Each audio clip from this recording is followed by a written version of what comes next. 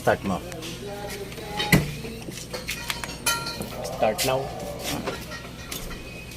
Ito mga idol. Tagalamat. Isuzu Ipon CRDI hard start. Sige, start mo.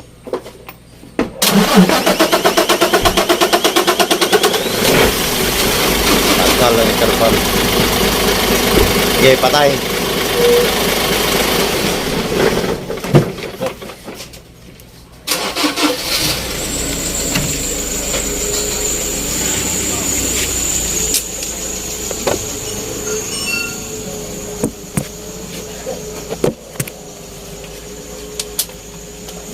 Bahon tayo ah. Ngayon ako lang mo yun eh. Ano lang. Hard start na rin yun? Hard start na? Ha? Hard starting? Mga idol. Yan ko na niya. Tumbukin ko na yung sira nito. Mga idol. Hard start siya. Ngayon. Ito. Tumbukin ko ng sira. Hindi ko na tinatago. Ito. Dalawa na to.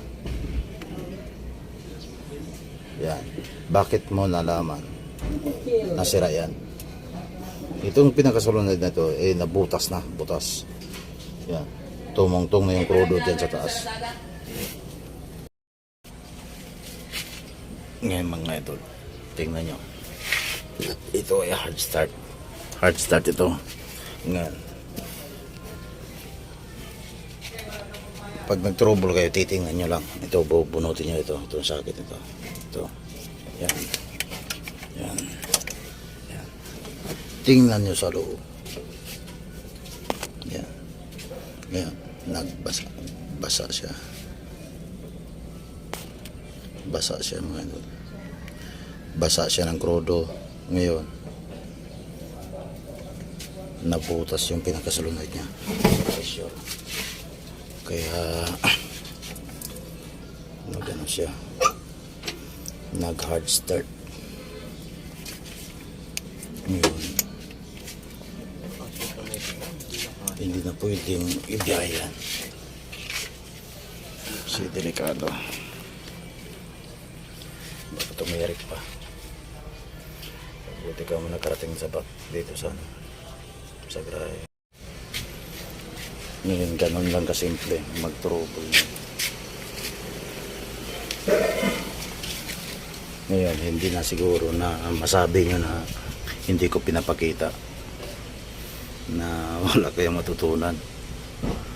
Kasi yung iba naman talaga naamin ko, hindi ko pinapakita talaga.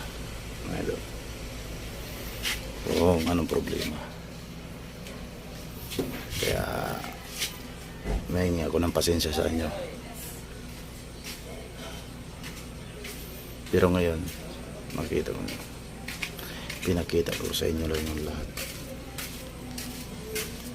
100% ako, yan ang problema. Hindi yung injector. Kasi yung iba, injector kagad ang dahilan. Bubunutin ang injector. Ngayon, pag nagkamali kayo sa pagbunot, sira ang injector ninyo. Kaya yan ang dahilan. Bakit nag-hard start? Ganun lang kasimple mga idol eh. Trouble nyo muna. Sunod na yan. Pag halimbawa ay na-check nyo na at minsan idol hard start siya pero hindi siya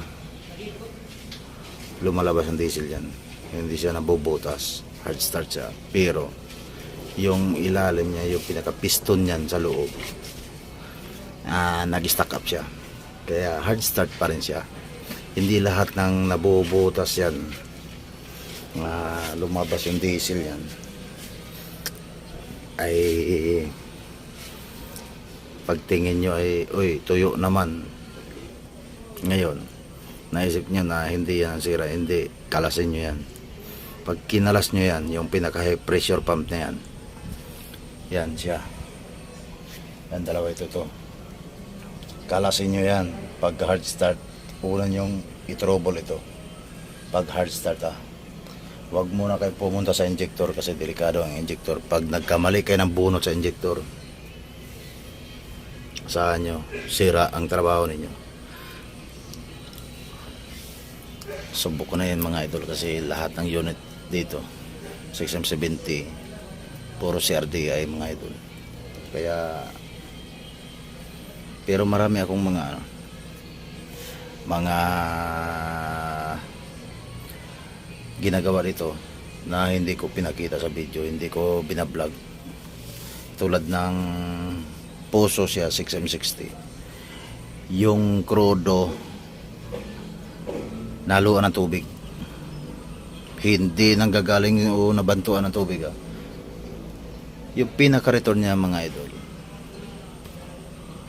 tumakbo yung tubig, yung radiator naubusan ng tubig, walang leak, walang pero doon dumadaan, doon pumupunta siya sa pinaka tangke ng diesel. Kaya pag hindi ka matyaga, hindi mo mapansin bakit naubos. At saka tumitigil, hindi man palyado siya kasi may tubig na yung yung pinakatangke. Kala mo kung ano na, ang low power na kung ano, yung pala ay doon nagmula. Ngayon ang problema pala ay crack yung cylinder ito. Marami akong hindi ko na-vlog yun, hindi ko binablog yun. Kasi madali ang gawa namin nasa bundok na inabutan sa bundok kaya paubos na rin ang battery ko noon, kaya nagtitipid ako sa battery. Kaya ito papakita ko ito bukas, bibilan ng pisa ito, papakita ko ito bukas kung paano gawin siya bukas, at saka paano baklasin yan o anong tools ang gagamitin dyan para mabaklas yan. Ngayon, shout out muna sa lahat ng nagko-comment sa akin na hindi ko pinapakita raw, tinatago ko, wala raw matutunan. Shout out sa inyo, salamat sa inyo mga idol, nanood kayo, binigyan nyo ng pansin yung ko, mga video, kasi ayaw ko na sana maituloy itong channel ko Ngayon, tutuloy ko na. Siguro maraming maraming mga may unit na sumakit ang ulo ng may-ari, owner. Yun man talaga ang una, mga driver. Siyempre wala silang kita, kawawa sila. Pag walang biyahe, walang kita, ganun ang mga driver Kaya hanggang dito na lang tayo mga idol.